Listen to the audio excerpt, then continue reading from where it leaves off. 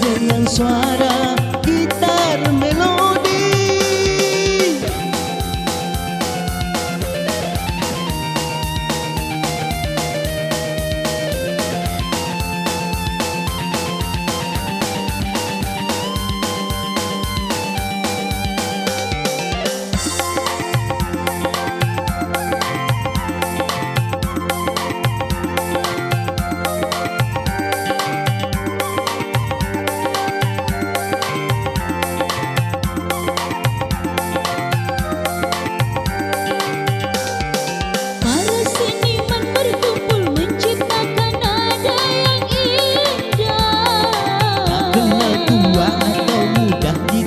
Cinta musik dangdut Indonesia.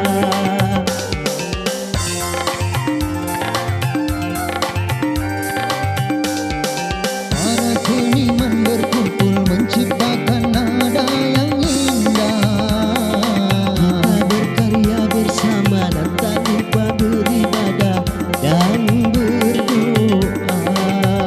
Lagu ini tercipta untuk Liga Dangdut Indonesia. Suara gendangnya,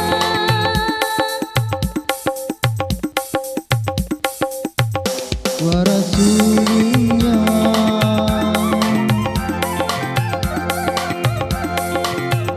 diiringi dengan suara gitar melodi.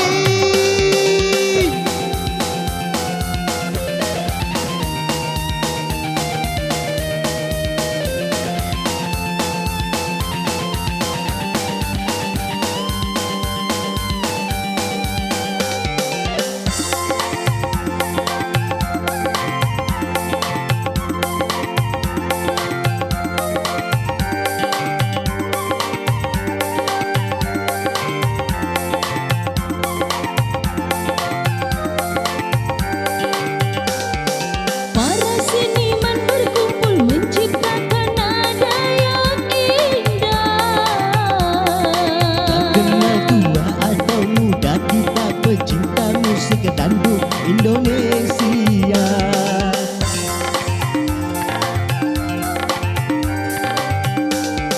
Para seniman berkumpul menciptakan nada yang indah.